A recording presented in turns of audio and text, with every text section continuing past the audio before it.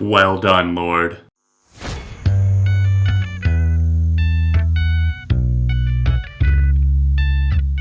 What's up everyone, John from ARTV. It is time for a review of one of my most anticipated albums of the year. It's the sophomore effort and the long-awaited album from Lorde. This is a pop star who is a very unlikely pop star. Her second album is called Melodrama. Now, for anyone who doesn't know what melodrama actually means, and I think what she intended for it to mean here, it is a heightened sense of something. Maybe it's overly dramatic, it's playing up on your emotions and that sort of thing, maybe even stretching the truth of events just a bit in order to make things a bit more exciting. And I think that she took the events that just spilled out over the course of the past few years in her life and translated that into a very tightly knit, tightly woven album that is fantastic. She teamed up with Jack Antonoff, formerly of Fun, who are on hiatus now, Steel Train, and of course his project Bleachers. He's done work with Taylor Swift in the past, Rachel Platten,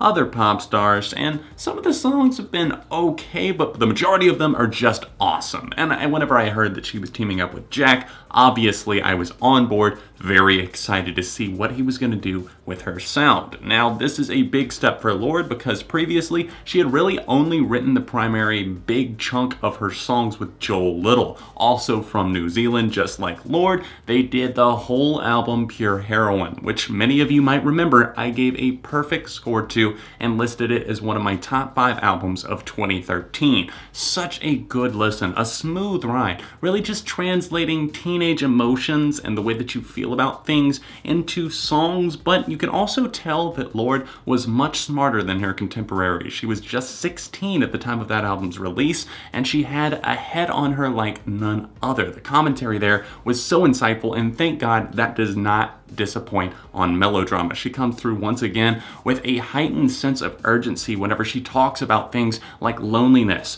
one-night stands, partying, dancing. It is all made to feel accessible, story-like, and also just very personable at the same time. That's something that is so rare, and I found myself tearing up at some of these songs just because of how passionately they are performed. The arrangements, the melodies, the vocals, and of course the lyrical content. It's all mesmerizing here. It's something that I still cannot even wrap my head around because within like 3 or 4 listens, I was in love with this album. Whereas Pure Heroine was connected by the fact that most of the tunes were very minimalistic, built off of little drum loops, some synthesizers, some kind of spacey, airy feels. I think that she built upon that here alongside Jack and a couple of other producers by making songs that really strike with odd choruses. They shouldn't get stuck in your head as much as they do, and the way that the verses pair up on some of these tunes. Just look at Homemade Dynamite, the way that she delivers her vocals here, and maybe even Liability, a total curveball for her, a little piano ballad thrown in there. We'll talk more about it later, but my God, it's beautiful. Something that I feel is missing from current pop music, and what's so rare about what Melodrama does right, is the amount of times that she's able to connect these songs as stories. I mean, there's a part 2 to Sober on this record, and it actually feels like more than just name-only connection going on there. You can see Sober starting off as her talking about maybe this one-night stand, somebody that she meets at a party, everything going on there, and I love this song. The verses are impactful, its chorus roars with a different tenacity than what we're used to, and then later on Sober Part 2,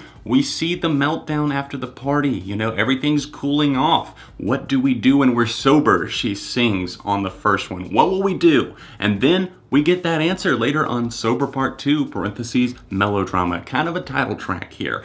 And we see the way that the party was played out.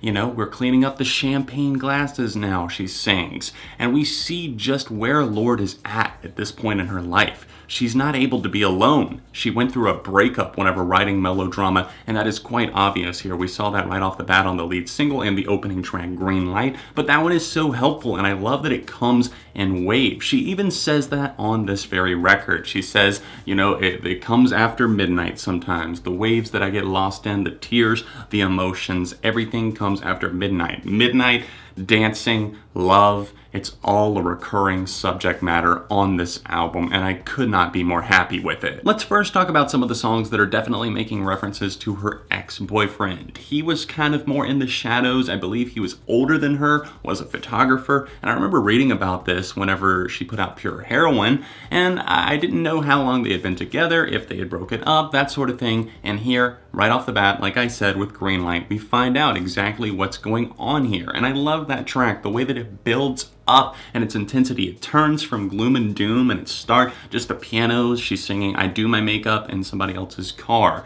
basically alluding to the fact that forthcoming on this album, there's going to be a lot of partying and a lot of loneliness in trying to cover up these things. The breakup, the hurt, the loneliness, the will this ever end? And Greenlight is the great first signal that we see of that. Later in the record though, I love the way that she deals with the topic of ending a relationship. Writer in the Dark is so good. This song just sinks into you. Bet you rue the day you kissed a writer in the dark, she sings on this one, almost with like a smirk on her face, like, I made you fall for me. I love the way that the pianos strike on this one and really just mold you into her way of thinking. But the song that really just transcended everything that she has ever done for me, one of her absolute best tunes because it goes so hard. It's a two-part song that I am in love with. No, not Sober and Sober Part 2. There's actually one that is two within one actual song, and that is called Hard Feelings / Loveless.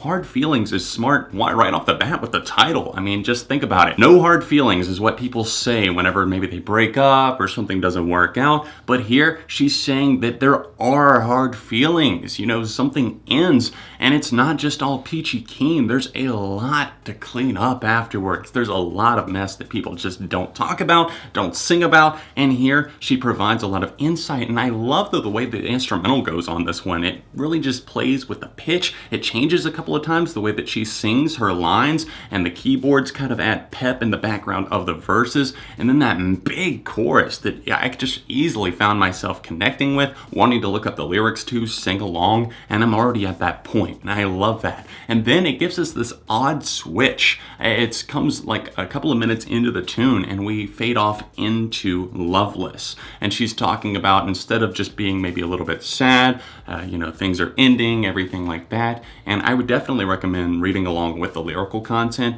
But in the second part, she goes from that to just being vicious. She says, I have a part of you, like I talked about before. I did it. Yeah, what of it? I was your ex-lover that you're never going to forget. And it's something that definitely sticks with you, and I love how the little fade out rolls on this one. There's definitely some really cool kicking drums that pop up in the production here, and they work quite often throughout this record really, really well. One of those tracks goes hand in hand with what I'm talking about here, songs that more deal with, I guess, a breakup and coping with maybe the loneliness that you feel, and Supercut is one of those. I love the backing stomping kick drum on this thing, and it goes well with not only that track, we see it again on Homemade Dynamite, which is catchy as hell, destined to be a hit in a single, perfect places, but we'll talk more about some of those songs in just a minute. For now, let's talk about Supercut and why it works. If you don't know what a supercut is, it's something, basically, if you ever saw something like every time somebody says something in this show and they cut it all together in like a 5-minute video or something like that, that's a supercut. And here she's saying that every time she thinks about something, it comes in the form of a supercut. Whenever she thinks about their relationship, it all flashes before her eyes. And while she thinks, maybe it was good at one point, we've outgrown each other and we no longer need this. Why are we blinding ourselves with this false reality? And I love the narrative here. I feel like Ella looks at this song Supercut as kind of like, this is something that I keep to myself in the dark at night in my memories. I will play this maybe before I go to bed. I think about it because we were wild. We were fluorescent, which is an adjective that I love here. Fluorescent adolescent, one of my favorite songs of all time. That was by the Arctic Monkeys, and just seeing it used in a pop song, I don't know, it does something for me. It has a charm, and I like the faded outro here because she says, in my head, I do everything right. But she doesn't want to admit to herself that maybe she stayed in that relationship for too long. Maybe things weren't so perfect, and she really just kind of starts to let it go. And she talks about moving on distancing herself and slowly fading away throughout this record, and I love that. She's coming to a conclusion that she needs that, and I love that we actually do get that closure here on Melodrama. Lorde frequently discusses new lovers, new places, new ideas throughout Melodrama, and while she does feel lonely, she's also learning to fill the void, not just with drinking, partying, and alcohol, but with these new people that she meets. Homemade Dynamite, for example, I love that one. It's weird, and the way that she does the dynamite, it's kind of like the right before a bomb goes off. And she sees somebody that is weird like her, eccentric like her, and she's immediately drawn to this person at this party that she's at. And I think that that's a recurring thing that we're gonna see here, is being at a house party or being somewhere where she's looking to meet someone. She talks often about being in another car or in a cab. She's always on the go, ready to go to the next party because she can't stand being alone. And we will talk about Liability. That's a song that I do feel like is the result of all of this partying. But on Homemade Dynamite here, I think that that's one of the catchiest songs on the record. It was written with Tovlo, a couple of other people, and it definitely shows. I wasn't a fan of Tovlo's last record, but she definitely has it in her to pin some big songs. And teaming up with Lorde here, they are unstoppable. Those swinging synthesizers on this thing, they're coming right after Sober. That song is huge. I love her vocal presence on that one. And here, it's just captivating once again in a totally different way. Sober, honestly, I could see that ended up being one of my favorite songs of the year. And pairing it up right after that with another banger, it's almost too much. Many of you may be familiar with the museum called the Louvre. There's actually a song on this album titled that. The Mona Lisa is there. It's a very famous place that a lot of people go. And she actually sings on this track on Melodrama that, you know, maybe one day will be hanging there, except in the back because she doesn't think that highly of herself. But it's her and this new lover. They have a lot of passion. They're falling for each other. And you know, a lot of times early in a relationship, you will romanticize the other qualities of the person that you are with. And sometimes it can be way too heightened and you find out later that the bottom falls out and it was no good. But here, she's in a place where she feels confident about this. She's drinking up their energy. All of her clothes are at this person's place. She describes herself as a sweetheart psychopathic crush, which is awesome. I love that, and it is absolutely so Lorde. The energy that she brings in her songs and the way that she talks in interviews and the way that she presents herself on stage, it seems about right. She just has this mind like no other. And if you guys watched the CBS Sunday Morning interview that she did, I think it's definitely something that you should, because she has this condition that makes her see colors like all over the place. Maybe just walk into a room and it's totally different. It's like a brain or mental thing, but I almost wish that I had what she had, because that is a pure artist. Like she said, she is her mother's daughter, and her mother was a creator, an artist, and that's exactly what Ella was destined to be. And we see here on this one, she's drinking up her lover's movements. They're still in that early stage, and I love that. And the way that she sings the hook on this one, it's odd. At first, I was like, okay, this is weird. Broadcast the boom, boom, boom, and let them all dance to it. What is that? And then the more I listened, I was like, okay, wait, she's putting a speakerphone or, you know, like a megaphone up to her chest. Let them hear that boom, boom, boom, the beating in my chest, because I'm so excited. I'm in this new position. I'm in this new relationship or whatever this is, and make them all dance to this. Now that, Taylor Swift, is a sick beat. After these songs, though, we have the fallout, the crash, putting on the brakes because it's Liability. This song, from the first time I heard it to even now, I tear up pretty much every single time. In fact, I'm not afraid to admit that I have cried to this song just because you can actually feel the genuine pain. You can relate to exactly what she's going through. And it wasn't just this song that made me tear up. It was really throughout this record, not just because it's a crushing emotion every single time, but it crushes you on a different level. It's the fact that you can feel what she feels. She puts you in her shoes, quite literally. And you have to feel what she does, deal with the situations that she does. And on Liability in particular, it just all comes out. The opening lines on this thing catch me every time. Baby really hurt me, crying in a taxi. He don't want to know me, said he made the big mistake of dancing in my storm.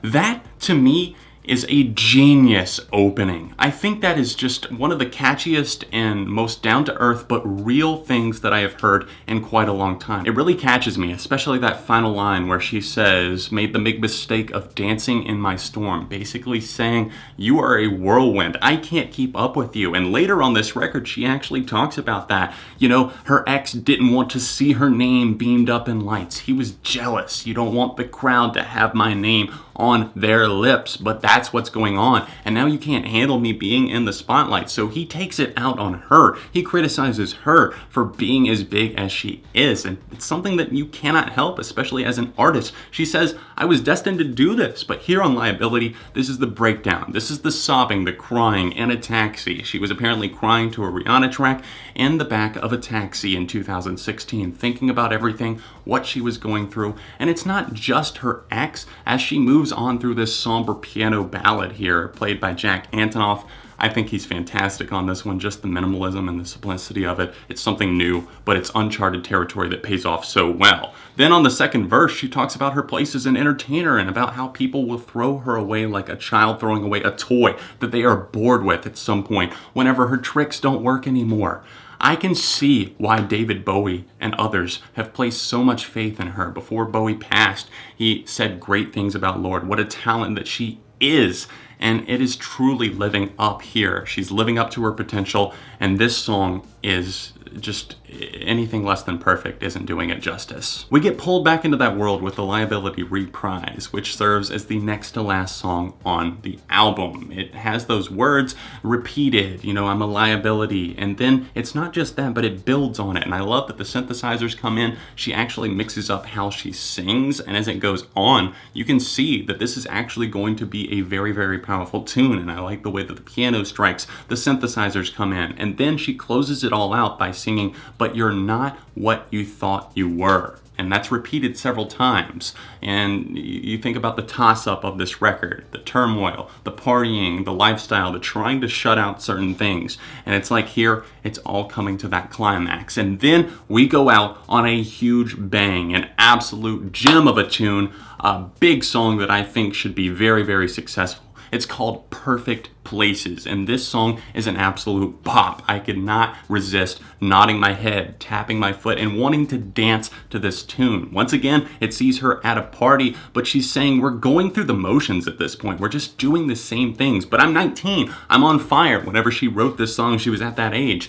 But maybe she wasn't exactly comfortable with that because she describes herself as feeling lost, just getting lost in the drinking, the drugs, the sex, whatever it might be. She sings throughout this record that she's looking for other things, fulfillment in lovers, like my hips, missed your hips, she sings at one point. But here, I think that she's just saying, I'm so lost, I don't know what's going on, I'm trying to drown things out, but I think I've come to the realization that maybe this isn't always the answer. And I love the line, I'll blow my brains out to the radio, and then the all throughout, it has to be said that Jack Antonoff and Lorde came up with fantastic melodies, things that draw you in over and over and over again, catchy songs in a very weird, quirky, but awesome way, and how smart the lyrical content is. Ella is a smart individual. I cannot wait to see what she does next. This album is going to be huge. I hope if America and New Zealand and the rest of the world have anything to say about it, please, let's make this album a huge, massive success.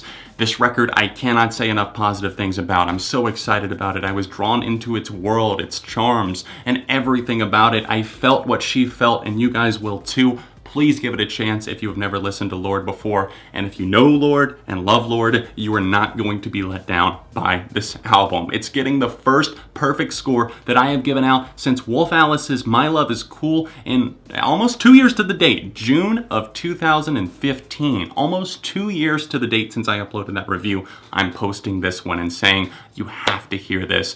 This could be my album of the year. I think it is flawless front to back. There are very minimal mistakes, if really any complaints that I have about this record. So 5 out of 5 from me. Let me know what you thought about Melodrama in the comments section down below. I'm so excited to be loving something so much. I had been missing loving music, and I feel like this just sparked up my passion once again for something good and new that I could sink my teeth into. If you want to see my Pure Heroine review, click right here. My Patreon's over there in the corner if you're able to help out. And another recent review that I did that I think you'll like is right under me. Other than that, I'll see you very soon on ARTV.